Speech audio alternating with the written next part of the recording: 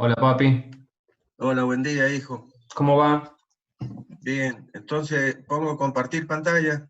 Sí, hay 17 personas recién igual, Bueno, pero igual ya poné compartir pantalla porque ya arrancó la clase igual, así que, o sea, estamos nosotros dos, pero ya los minutos sí. empezaban a correr igual. Bueno, elijo mecánica del cuerpo rígido. Ujú. Tenés el nuevo, ¿no es cierto? Sí. Ok, de 10.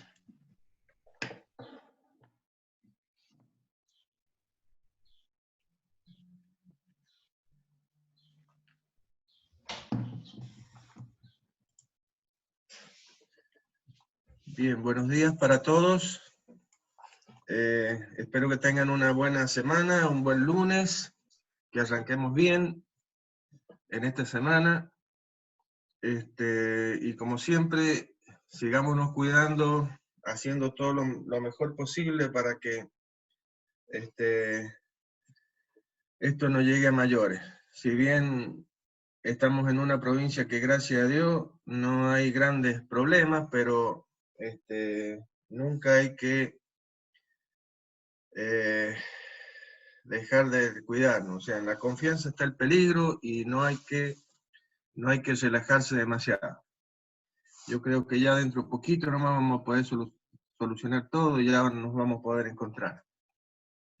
Bueno, por lo pronto vamos a seguir con la clase de hoy. Yo creo que hoy terminamos con este tema y ya mañana arrancaríamos con la parte de mecanismos, que ya vamos a subir para que ustedes lo tengan. Bien, en la clase anterior habíamos terminado con el caso de movimiento plano general, movimiento de rototraslación de un cuerpo, al que habíamos denominado caso 1. Y comenzamos a ver el movimiento plano general o movimiento de rototraslación, donde los ejes que nosotros vamos a utilizar como ejes de auxiliares, acuérdense que en estos temas, o sea, en el movimiento, en el tratamiento del movimiento de rototraslación de un cuerpo, dijimos que íbamos a usar lo que se denomina el teorema de Chasles, que dicho de otra manera, se denomina también el método del movimiento relativo, donde descomponíamos el movimiento en dos, una traslación y en una rotación, y después sumábamos los efectos de ambos movimientos para darnos el movimiento total. Ahora, teníamos que tener cuidado con el hecho de que los puntos a través de los cuales nosotros dábamos o definíamos el movimiento del cuerpo fuesen puntos que pertenecen al cuerpo, que ese es el caso 1, en el cual decíamos que el eje auxiliar que se colocaba en un punto del cuerpo debía tener solamente la propiedad de trasladarse únicamente con el cuerpo. O sea, ese sistema se mantenía paralelo a sí mismo, aun cuando el cuerpo va trasladándose y rotando. Pero ese sistema solamente podía trasladarse. ¿Para qué? Para el hecho de que la rotación que un punto del cuerpo, en este caso no sería sino un punto B que pertenece a este cuerpo, yo pudiera ver que está rotando respecto del sistema auxiliar.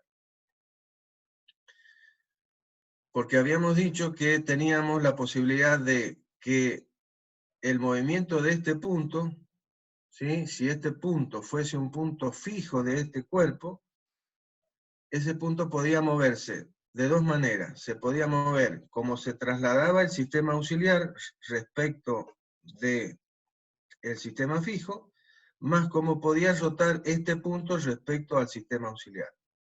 Esos eran los dos únicos movimientos que podía tener el cuerpo. En este caso 2, ¿sí? Vamos a ver, dijimos, el hecho de que los puntos a través de los cuales nosotros vamos a definir el movimiento del cuerpo son puntos que no pertenecen al mismo, o sea, el punto A va a pertenecer al cuerpo, pero el punto B va a pertenecer a otro cuerpo. Entonces, de esa manera, vamos a tener que un punto B que está ubicado, por ejemplo, esto podría ser una esferita que está colocada sobre este cuerpo dentro de una ranura que está practicada en este cuerpo. Entonces, este punto, o un punto B que pertenece a esa esferita, ¿cuántos movimientos podrían tener? Y se va a mover como se mueve el punto A, que es el punto de este cuerpo rígido que se está moviendo, donde hemos puesto nuestro sistema auxiliar, se va a mover como se mueve el punto A, va a rotar como rota el sistema auxiliar. ¿Por qué? Porque este punto está sobre este cuerpo, por lo tanto tiene la traslación y tiene la rotación. Pero además, como no pertenece al cuerpo, va a poder desplazarse respecto del cuerpo, que a ese movimiento normalmente le llamamos deslizamiento.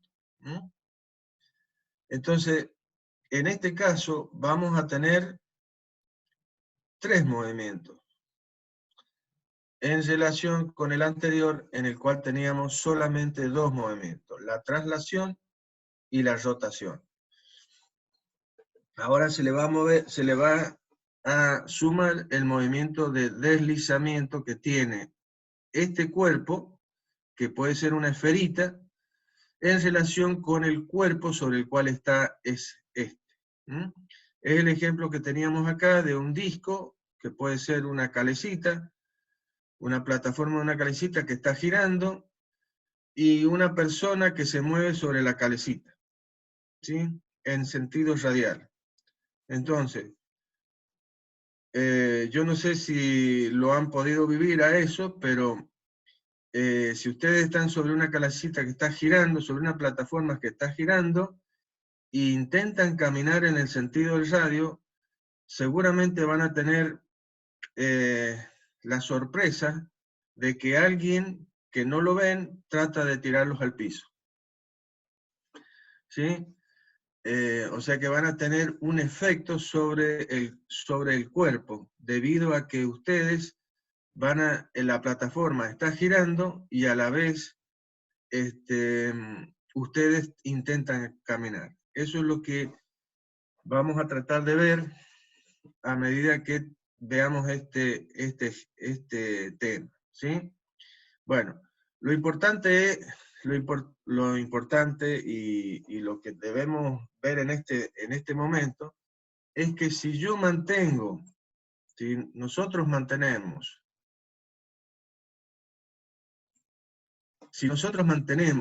la propiedad del sistema auxiliar de moverse con el cuerpo, trasladándose y manteniéndose paralelo a sí mismo, de la primera posición a la segunda posición, dijimos que, ¿qué va a pasar? Yo voy a ver, ubicado en el origen del sistema auxiliar, que está puesto el origen del sistema auxiliar, O1, está coincidiendo con el punto A. Nosotros lo hemos puesto ahí. Si yo mantengo, supongamos, imagínense, que el sistema auxiliar está ubicado en la misma posición. Aquí está rotado, pero imagínense que está ahí como lo vamos a dibujar. ¿Qué ha pasado cuando hemos pasado de esta posición a esta posición? El observador que está colocado acá, ¿qué ve? ¿Qué ve? Que vector de posición RB de A ha cambiado su orientación angular. O sea, desde esta posición que tenía este ángulo a esta posición que tiene este ángulo, ha cambiado su posición angular. Pero al mismo tiempo, ¿qué pasa acá? Que la bolita, que está representada por el punto B, en esta posición estaba con un determinado radio, que tiene un determinado módulo. Pero cuando pasamos a la segunda posición, ese radio, que está indicado con verde, ahora tiene un valor más grande, ha cambiado su módulo. Entonces, ¿qué es lo que ve el observador? Ve algo que está sucediendo, donde hay una combinación de rotación y de deslizamiento, que es una traslación. Por lo tanto, vemos un movimiento complejo.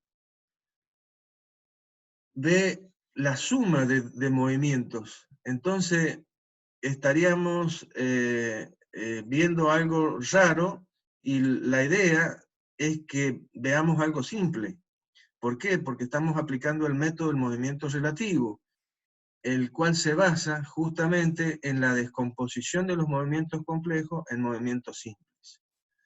Entonces, ¿cómo haríamos para que nosotros, ubicados en el origen de este sistema auxiliar, solo veamos uno de los dos movimientos, que el que me interesa en este momento es la variación de este vector RB de A, que pasó del amarillo, del módulo que indica el amarillo, al módulo que indica el verde?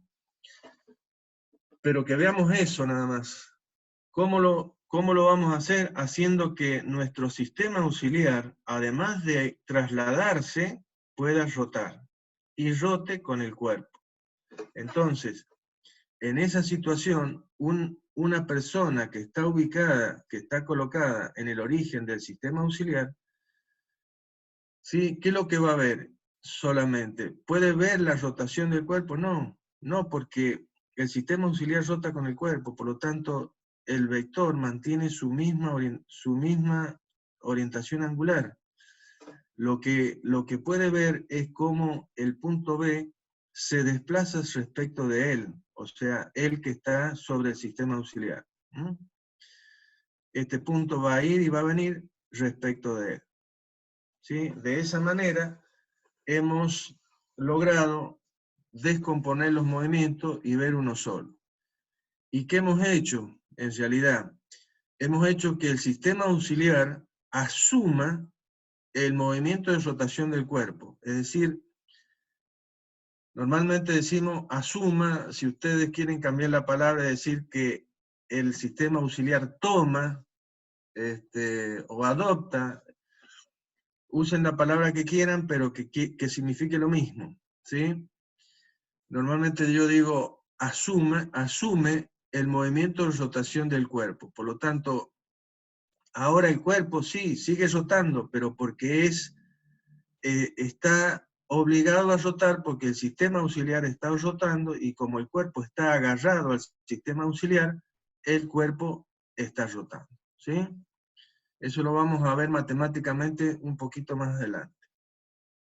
Bien, entonces por eso es que ahora, en este caso 2, estamos diciendo que vamos a considerar el movimiento de plano general del cuerpo, pero considerando que los ejes son de traslación y de rotación. Bien. Como ustedes ven, sigue pasando lo mismo que en todos los casos. O sea, yo tengo que, para dar la posición del cuerpo respecto de mi sistema fijo, que es el que finalmente al cual yo voy a referir todos los movimientos, un observador colocado en el origen del sistema absoluto, que es O, el origen, va a ver todo el movimiento general y va a posicionar al cuerpo a través de los vectores posición RA para dar la posición del punto A absoluta, y RB que da la posición absoluta del punto B. Luego, la posición relativa del punto B respecto de mi sistema auxiliar está dada por este vector, que es el que llamamos vector auxiliar, vector de posición auxiliar, que me refiere la posición del punto B respecto del punto A. O sea, es un vector que nace en A y termina en B. Para la segunda posición vamos a tener también el vector RA, el vector RB y el vector relativo, en este caso, que va a variar. Estos dos vectores para la primera y la segunda posición van a cambiar tanto su módulo como su dirección. Por lo tanto, son vectores que cambian en el tiempo, y eso significa que vamos a tener velocidades y vamos a tener aceleraciones. Para poder resolver estos problemas, dijimos que además de tener incógnitas, tenemos que tener datos, porque si no tenemos datos, y no podemos resolver los problemas, ¿sí? Normalmente, los datos que vamos a tener son con qué velocidad, con qué aceleración se va a mover el punto A, que es el punto que yo elijo como punto base. O sea, yo no pongo el sistema auxiliar en cualquier punto del cuerpo, sino en un punto del cual yo conozco algo. Eso me va a permitir calcular las velocidades del punto B, la aceleración del punto B, etc. Esto está relacionado con algo que yo ya les adelanté al principio, que eran los grados de libertad de los cuerpos, que ya mañana, si Dios quiere, lo vamos a analizar un poquito mejor. Bien. Entonces, como ya les dije, entonces, el RA y el RB nos van a dar la posición del punto A y del punto B en forma absoluta, ¿sí? Es decir, referido al sistema fijo XY.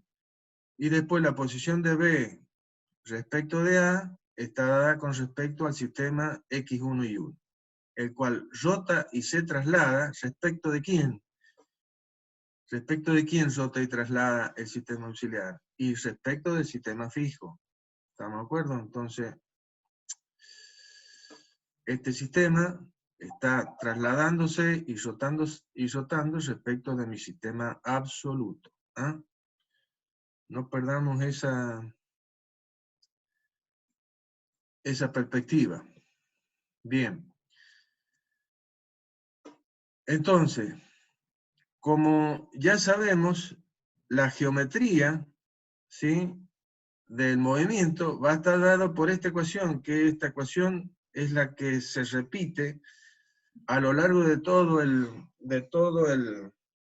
texto, y que me dice que la posición del punto B es igual a la posición del punto A más la posición del punto B respecto del punto A. La posición de este punto está dada como la suma de este vector más este vector. Esto es lo que me permite el teorema de Chasles. ¿Ah? Descomponer a este vector en la suma de estos dos vectores, la suma del vector RA más el vector RB de A. Y por lo tanto, el vector rojo más el vector verde me tienen que dar el vector RB, que es el celeste. Y esto da también como resultado que luego la velocidad de este punto se va a dar como la variación de este vector más la variación de este vector. Bien. Y que este vector, como velocidad, me va a dar la traslación de este punto, y la variación de este vector, ahora vamos a ver que no solamente nos va a dar la rotación, sino va a dar el deslizamiento. Eso es lo que vamos a ver ahora. Bien. Para ver eso, a partir de esta ecuación, ¿sí?, nosotros vamos a derivar.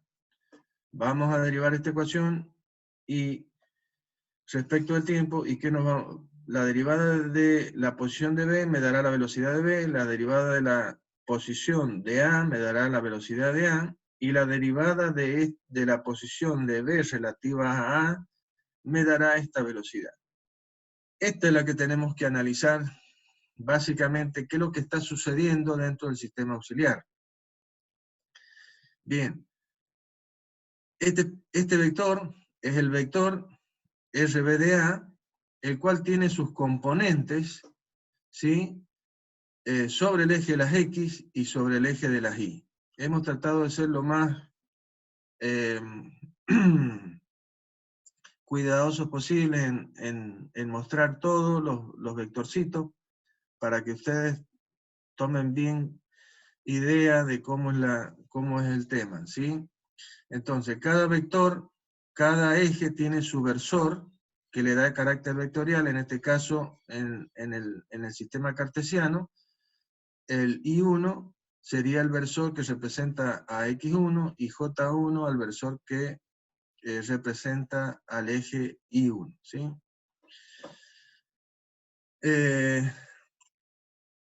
Vamos a, solamente por razones de simplificar un poco el desarrollo matemático, en vez de escribir a esta proyección de este vector sobre este eje, llamarle RB de AX, ¿sí?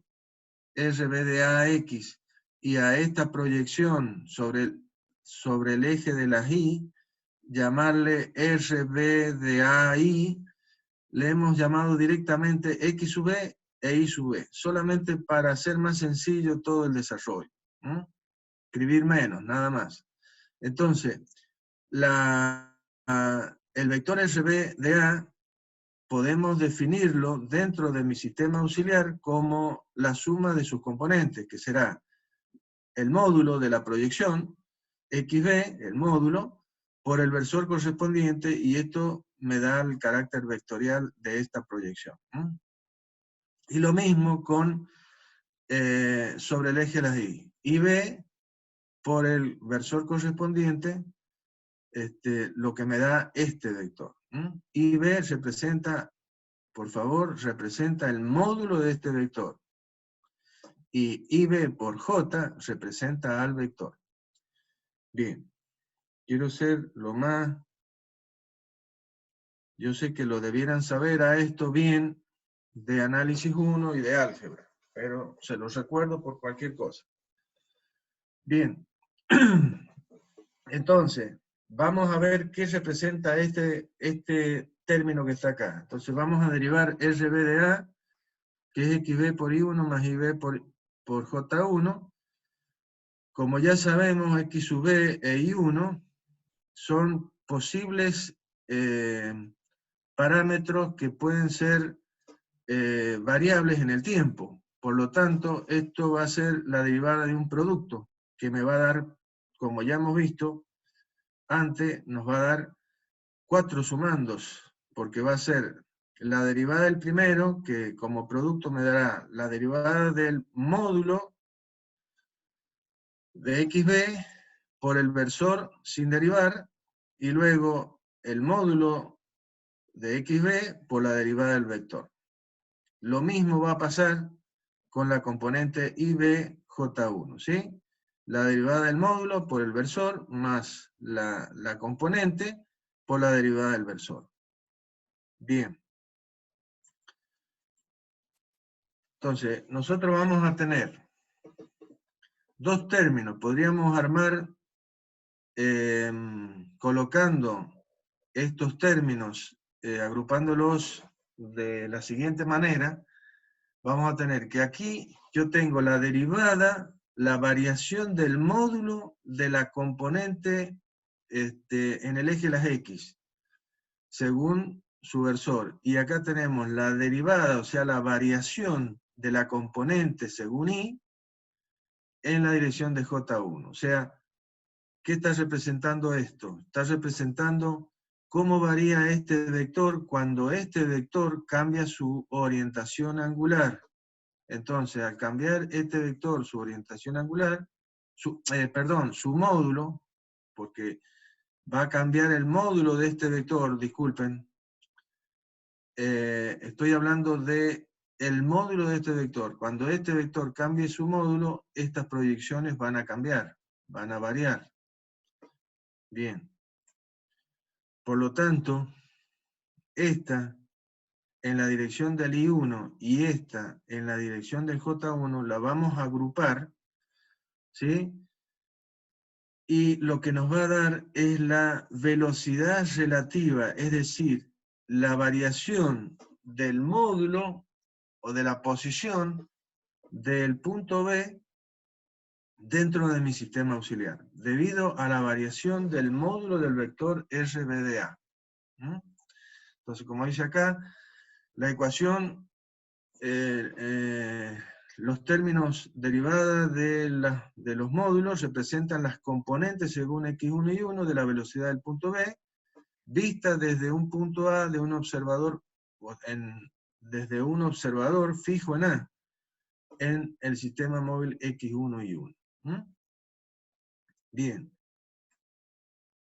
Esto también lo podemos expresar, esta derivada. ¿Qué va a representar esta derivada? Es justamente la componente de la velocidad en la dirección de x. O sea, es otra manera de escribirlo, nada más. ¿Sí? Entonces, pero esto va a ser la componente de la velocidad en la dirección de x, en el eje x, según por su versor I1, más la componente de la velocidad en la dirección de y, según su vector J1. Y esto va a ser la velocidad relativa. Velocidad relativa de B respecto de A.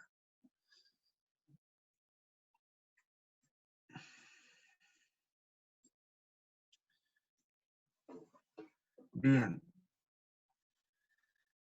Además teníamos otros dos términos.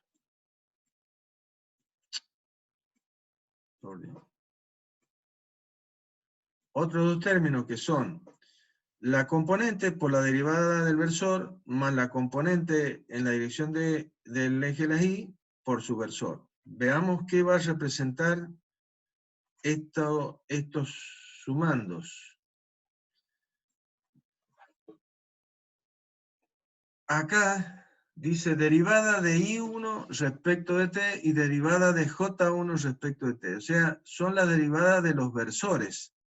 Nosotros sabemos que los versores son vectores que tienen módulo 1, básicamente, ¿sí? Es decir, que su variación en el tiempo, en cuanto a su módulo, no va a existir, porque es 1. Pero sí podría suceder que variaran en dirección, y eso sí hay que tener cuidado. En el caso 1, habíamos visto que el sistema x1 y 1 solo poseía traslación, por lo tanto vimos que estas derivadas se hacían 0. Pero ahora, en este caso, el sistema auxiliar va, además de trasladarse, va a rotar, por lo tanto, los versores y los versores j van a cambiar su posición angular, van a cambiar su posición angular. Por lo tanto, las derivadas de I1 y de J1 no van a ser igual a 0. Como ya vamos a ver, estas derivadas representan la rotación del sistema móvil en un valor diferencial θ. Bueno, pero nosotros tenemos que darle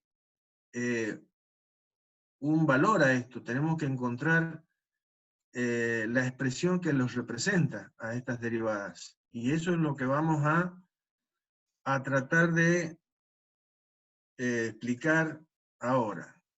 ¿Sí?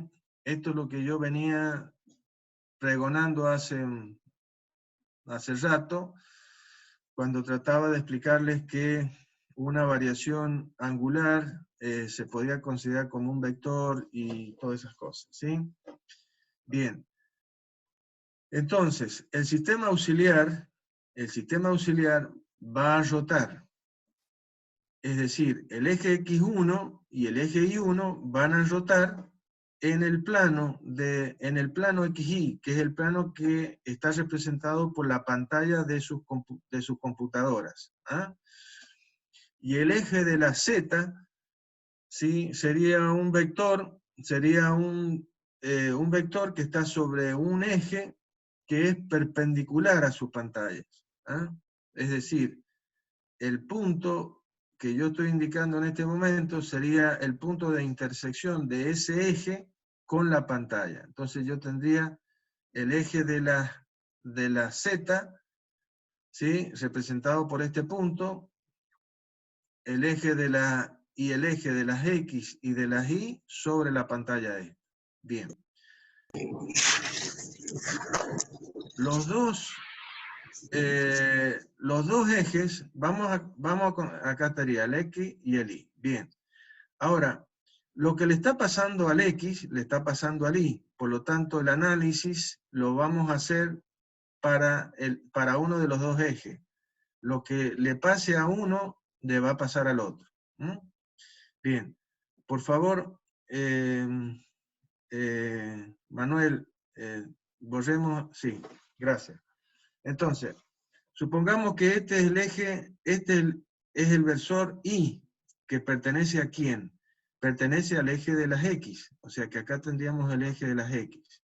Y este es mi versor Y, en una posición indicada por un determinado tiempo t. Si este versor que está sobre el eje de las X rota, porque está rotando el eje de las X, hasta una posición definida por un t más un delta t. Es decir, este vector cambió su posición angular de esta a esta otra. ¿Ah? En esa variación, en ese cambio de posición angular, ha sufrido una variación de ángulo diferencial θ. ¿No? El extremo de ese vector ha seguido una trayectoria circular, ¿sí? Con centro en el punto de rotación, que sería este punto que está acá, que es el punto, como ya dije, de intersección entre el eje Z y el plano XY.